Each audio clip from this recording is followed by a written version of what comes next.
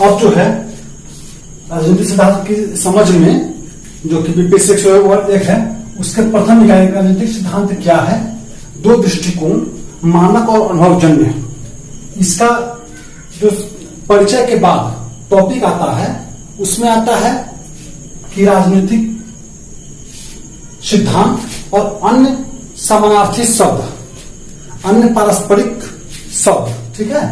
तो इसमें जो है हम तुलना करते हैं अन्य पारस्परिक शब्दों से। पारस्परिक शब्द जैसे कि राजनीतिक विज्ञान है, राजनीतिक दर्शन है, राजनीतिक घटनाएं हैं, राजनीतिक विचार है, इस सब से करते हैं।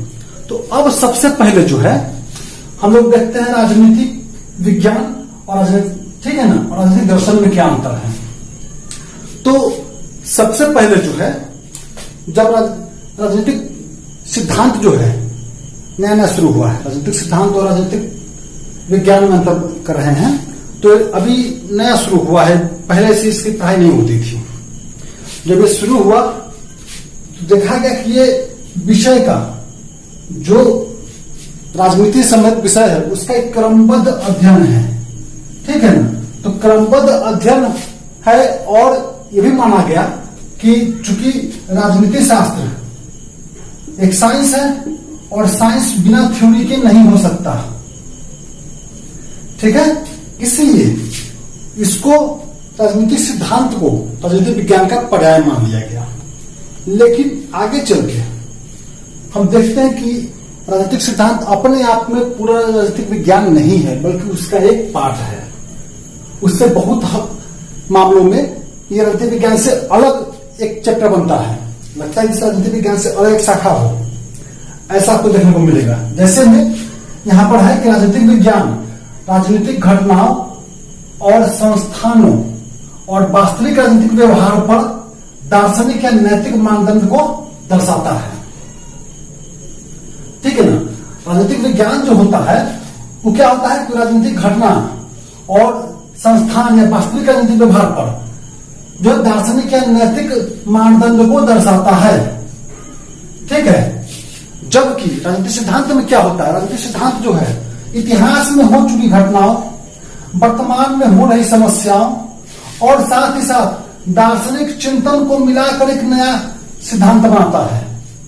इसलिए हम कह सकते हैं कि राजनीतिक विज्ञान से राजनीतिक सिद्धांत बहुत ही व्यापक है।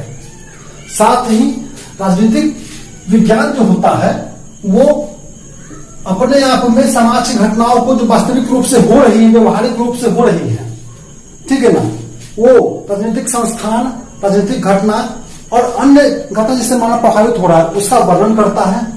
जबकि यहां पर हम एक सिद्धांत देते हैं कि आगे ये घटनाएं न हो और ये कैसे सही हो सकता है उसके बारे में। इसीलिए कहा गया है कि राजनीतिक सिद्धांत जो होता है वो किसी घटना का सही व अंतिम समझ नहीं होता है। सिद्धांत कहीं भी अंतिम नहीं हो सकता है। जैसे हम लोग लिखे देखते हैं ना कि सफलता मंजिल नहीं रास्ता है, मतलब सफलता जो है success is not destination, it's journey.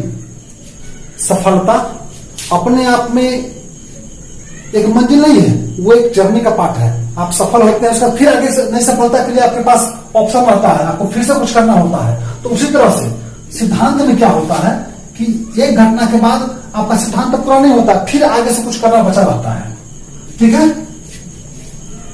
कहता है कि राजनीतिक सिद्धांत और राजनीतिक विज्ञान के बीच मुख्य अंतर जो है आधुनिक विज्ञान द्वारा बौद्धिक धारणाओं में सामान्य बदलाव है। देखिए हम लोग देखते हैं कि राजनीतिक विज्ञान जो है उसमें क्या है कि एक फिक्स वो नियम कानून और क्या प्रभाव पड़ता है, उसका प्रभाव, ठीक है ना, उसके बारे में अध्ययन होता है। जबकि यहाँ पर आधुनिक विज्ञान और उसका बौद्धिक धारणा का मतलब समझे ना कि हम बौद्धिक रूप से जो नहीं हो रहा है उसको भी सोचकर वहां तक पहुंचते हैं, सिद्धांत तब सिद्धांत बनाते हैं। यानी दर्शन का भी इसमें पुट रहता है, ठीक। राजनीतिक सिद्धांत जो है उसमें क्या होता है, विश्लेषण होता है, विवरण होता है, स्पष्टीकरण होता है और आलोचना हो के उद्देश्य से, ठीक है ना। इस सब के उद्देश्य के लिए हम लोग विचार, अवधारणा और सिद्धांत की आपूर्ति करते हैं। और ये सब जो है, क्योंकि इसके लिए नहीं, ये सिद्धांत विश्लेषण विवरण स्पष्टीकरण किए तो ये क्या हो गया, ये हमारा हो गया राजनीतिक सिद्धांत। और ये करने के लिए जिस विचार अवधारणा और सिद्धांत को हम लोग लिए हैं वो जो है फिर से राजनीतिक विज्ञान में जाकर समाविष्ट हो जाता है।